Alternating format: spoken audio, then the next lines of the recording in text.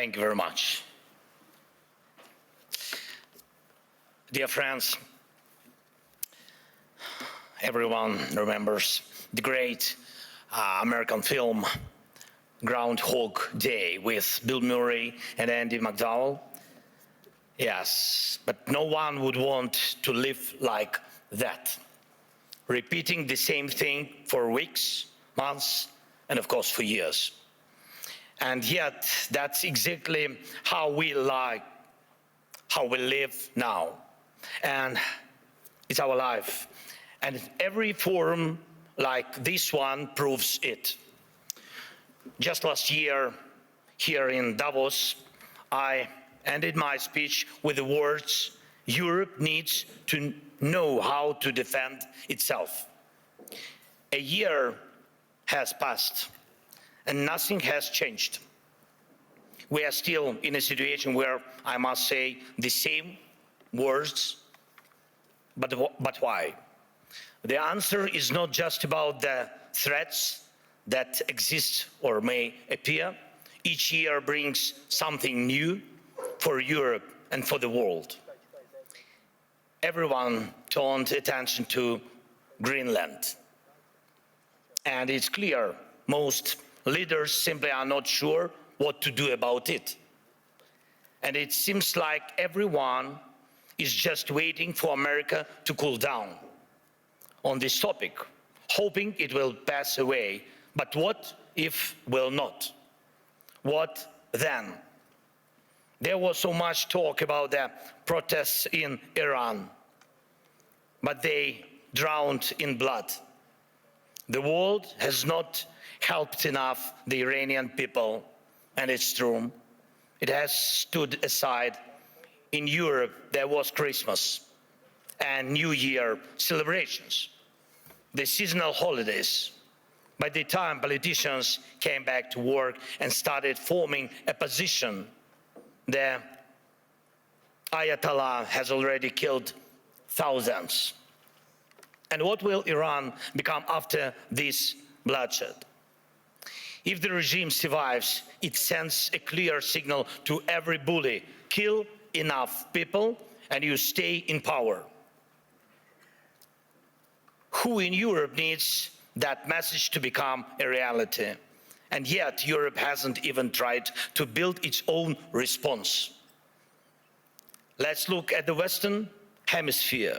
President Trump led an operation in Venezuela and Maduro was arrested, and there were different opinions about it, but the fact remains: Maduro is on trial in New York. Sorry, but Putin is not on trial. And this is the fourth year of the biggest war in Europe since World War II. And the man who started it is not only free, he is still fighting for his frozen money in Europe. And you know what? He is having some success, it's true. It's Putin who's trying to decide how the frozen Russian assets should be used, not those who have the power to punish him for this war. Thankfully, the EU decided to freeze Russian assets indefinitely, and I'm grateful for that. Thanks Ursula, thanks Antonio, and all the leaders who helped. But when the time came to use those assets to defend against Russian aggression, the decision was blocked. Putin managed this, yes, managed to stop Europe, unfortunately. Next point.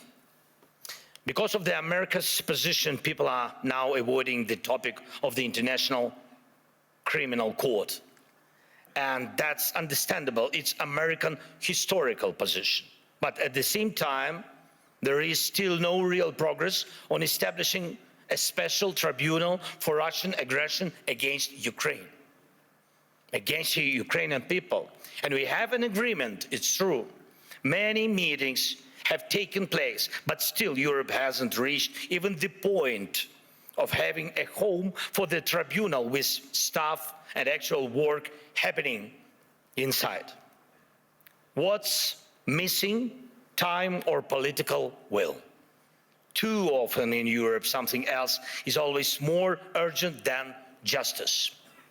Right now, we are working actively with partners on security guarantees, and I'm grateful for that, but those are for after the war ends.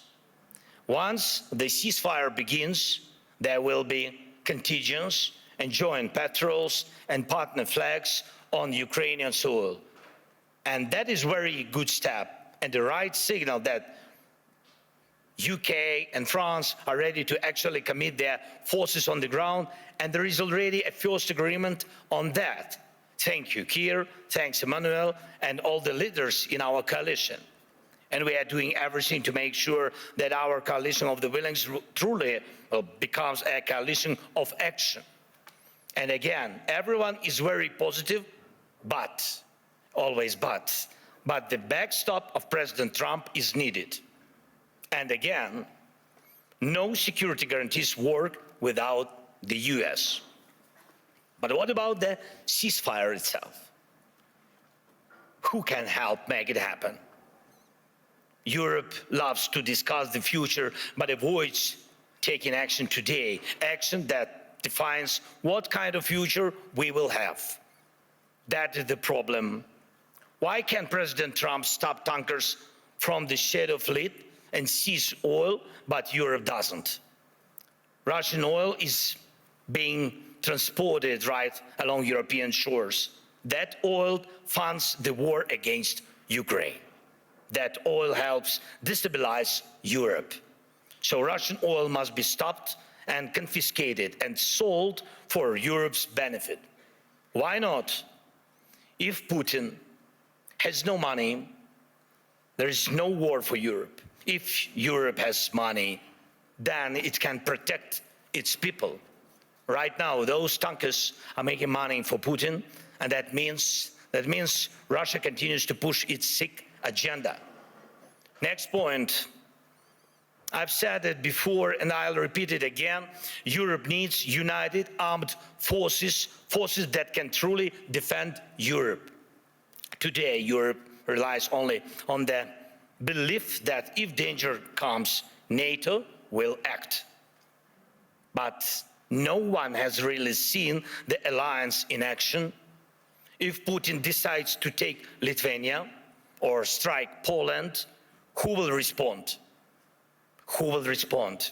Right now, NATO exists thanks to belief that the United States will act, that it will not stand aside and will help. But what if it doesn't? Believe me, this question is everywhere in the minds of every European leader, and some try to get closer to President Trump, it's true. Some wait, hoping the problem will disappear. Some have started acting, investing in weapons production and etc., building partnerships, getting public support for higher defense spending. But let's remember, until America pressured Europe to spend more on defense, most countries were not even trying to reach 5%